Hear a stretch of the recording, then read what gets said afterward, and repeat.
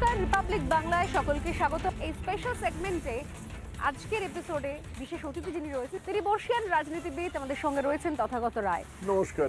আলাদা করে পরিচয় করার কিছু নেই। তথাদা, আপনি যদিও সক্রিয় রাজনীতিতে নেই এবং সেই জন্যই বোধহয় কথা বলার সুবিধা রয়েছে। ইলেকশন এখনো শুরু হয়নি, আমি জানি না যে কবে শুরু হবে, কারণ এসআইআর ফাইনাল না হলে কিভাবে প্রসেস হবে সেটা নিয়ে একটা বাংলার মানুষের মধ্যে দ্বন্দ্ব রয়েছে। অথচ যৌথ বাহিনী আগে থেকে চলে এসেছে, তারা এলাকা চিনছেন, কারণ এর আগে আমরা দেখেছি জায়গা মানে হিংসা হচ্ছে অন্য জায়গায়, যৌথ বাহিনী অন্য জায়গায় কোনো পার্কের ধারে, কোনো মাঠে, ভিক্টোরিয়া মেমোরিয়ালের ধারে রয়ে গেছে। একদম। তো অনেক আগে থেকে যৌথ বাহিনী চলে এসছে, ফোর্স বিভিন্ন জায়গায় রুট মার্চ করছে, এটা একটা ভালো সংকেত। কিন্তু এসআইআর কতখানি পশ্চিমবঙ্গের রাজনীতির মোড় ঘোরাতে পারবে? আপনার দীর্ঘদিনের অভিজ্ঞতা কি বলছে? দেখো, এসআইআর এর আগে আমি দেখেছি একমাত্র 2002 সালে। 2002 সালে এসআইআর খুব স্মুথলি হয়ে গিয়েছিল, এত হইচইও হয়নি, এত হইচই কিছু হয়নি। তখন নির্বাচন কমিশনকে লোকে নিরপেক্ষ সংস্থা বলেই ধরে নিত, এখনো করে। খালি পশ্চিমবঙ্গে খুব হইচই হচ্ছে, এটার কারণ অনুমান করা কঠিন নয়।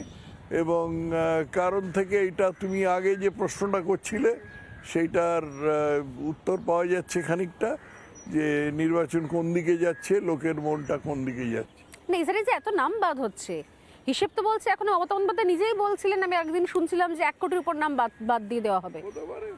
58 লক্ষ নাম যখন বাদ গেল তখন তো খুব হইচই হয়নি।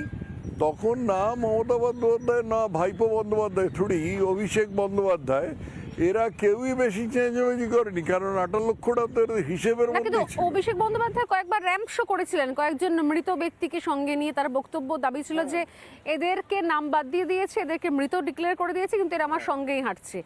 কিন্তু সেই কাজটা যে বিএলওরা করেছেন সেটা উনি বলেননি। হ্যাঁ, বিএলওরা তো করেছে না। তাছাড়া অভিষেক বন্দ্যোপাধ্যায়কে কথাবার্তায় খুব একটা গুরুত্ব লোকে দেয় না। অভিষেক পিসির কোলে বসে রাজনীতি করেছেন, তো অভিষেক বন্দ্যোপাধ্যায়ের এমনি নেতা হিসেবে খুব একটা যে বিশ্বাসযোগ্যতা আছে আমি মনে করি না। মানে তাহলে এই যে এত এত নাম বাদ যাচ্ছে, 58 লাখ নাম বাদ গেছে, এটা কেন শাসকের বলবো না, মানে শাসকেরই ভোটার বাদ যাচ্ছে এটা বলবো না কেন? মানে আপনি কি বলবেন, এত লাখ যে নাম বাদ যাচ্ছে কাদের কে ভোটার? বলেছে শাসকের ভোটার শুধু বাদ গেছে? তৃণমূল শিবির, সিপিএম অনেকে বলতে শুরু করছে। শিবিরে অনেকে বলছে, সিপিএম এর কথা বাদ দাও, সিপিএম এর অস্তিত্ব নেই বললেই হয়। কিন্তু তৃণমূল শিবির থেকে যে এই কথাটা বলছে, বলে তো তারা প্রমাণ করে দিচ্ছে যে তাদের ভোটাররাই বাদ যাচ্ছে। তা না হলে তারা চেঁচামেচি করবে কেন? বিজেপির বাদ যাচ্ছে ভোটার? হ্যাঁ, যেতে পারে, কেন যেতে পারবে না?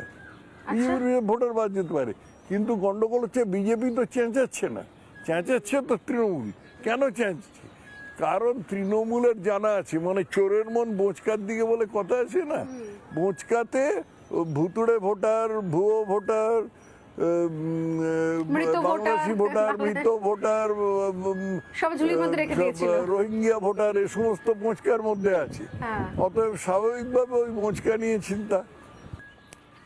নানা ধরনের কন্টেন্ট দেখার জন্য লাইক করুন, শেয়ার করুন আমাদের ফেসবুক পেজ, সাবস্ক্রাইব করুন আমাদের ইউটিউব চ্যানেল। পাশাপাশি অন্যান্য ব্রেকিং নিউজের জন্য অবশ্যই চোখ রাখুন রিপাবলিক বাংলায়।